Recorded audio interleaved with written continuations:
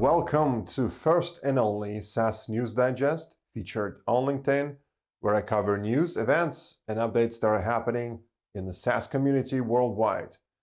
Our first digest today takes a look at VMware, the leader in virtualization software.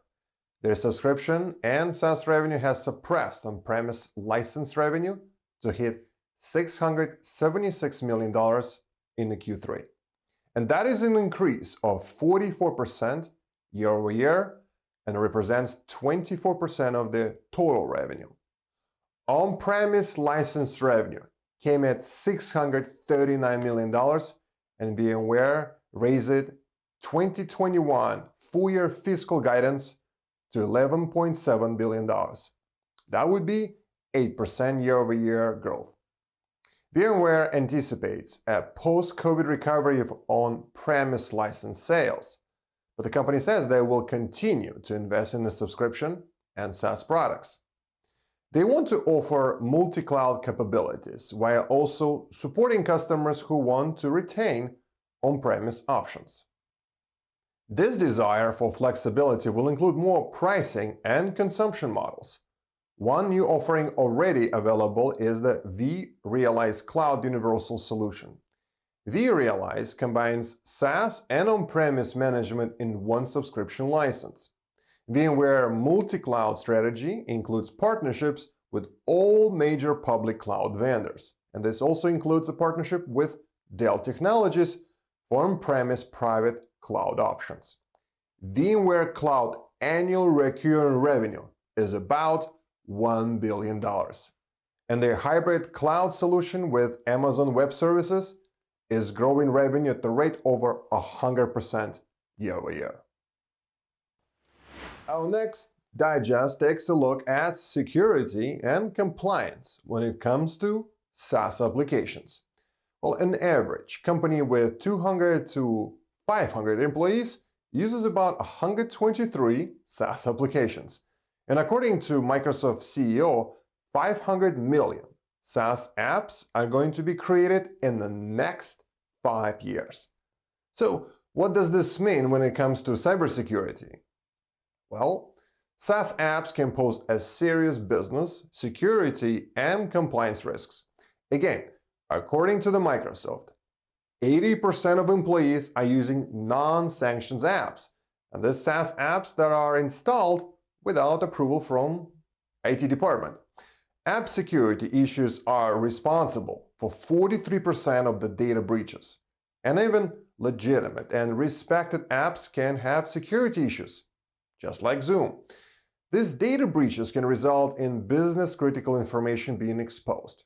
And ransomware is another very real and increasing threat. Ransomware is a malware that encrypts your data and demands a ransom to decrypt it again. And on average, ransomware recovery costs over $86,000. And then there are also compliance risks to consider. Regulatory frameworks like HIPAA, GDPR, and CCPA require organizations to protect customer data. Any exposure of this private data results in heavy fines. So how can you protect ourselves against hackers and risky apps? Well, here are some tips to make a quick risk assessment before installing a new app. First of all, pay closer attention to the reviews. Bad reviews or too many positive reviews appear at the same time are signs that something may be wrong. Next, you want to check the information about the developer. If there's a little to no info about the developer, be careful. It's better to choose apps from developers with successful track record. The third thing to watch for is when accessing app is the permissions that I ask for. If it requires too many permissions or maybe full access, be suspicious. There should also always be a terms of service or privacy policy in place. You should read this and mark them as red flags. And finally, check the update frequency. Apps should be updated constantly, and if it hasn't been more than 3 months, this can be another red flag. SaaS applications are amazing tools, and this tactic should help us to use them more safely. And our final digest today takes a look at evolution of B2B purchasing in the world of SaaS.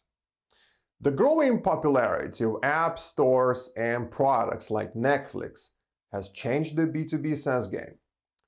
Corporate purchasers are now looking for a consumer-like experience when buying for their organizations, and this changes expectation that has a huge impact on the customer acquisition strategies of B2B SaaS firms. Many corporate purchasing decisions now have come to experience of just a few individuals. A certain team members or key players find a beginning to use the software internally. This starts with a process of viral popularity that grows within the organization, and which is called bottom-up model of purchasing, rather than a traditional top-down model. Another change in the B2B SaaS purchasing process involves the way payments are handled. Historically, getting new software was a long process involving proposals, purchase orders, and many other steps. But the more consumer-like experiences that companies demand means payment itself is now a competitive factor for SaaS solutions. And companies want a quick and seamless payment experience that fits with their logistics. Payment options include everything from commercial cards to gateways like PayPal and Stripe. And more options a SaaS firm can support, the more customers will be interested in their product. And the last evolution in B2B SaaS purchasing involves the concept of volume-based billing. And this is when a solution charges based on the value the product is adding. Billing and monetization strategies for volume-based pricing can be very complicated. But this is an area that more SaaS firms are starting to address. I hope you enjoyed SaaS News Digest. The SaaS News Digest belongs to all of us and provides the value to the members of our community because of you. So please click on like or insightful button. Share the SaaS Digest on your LinkedIn page. Let's work together in developing this community and setting new SaaS global standards. My name is Artem Gassan. I'm the general partner at SaaS Growth Ventures, and my superpower is I invest and fuel growth and revenue for SaaS companies. Thank you for watching, and I'll see you next time.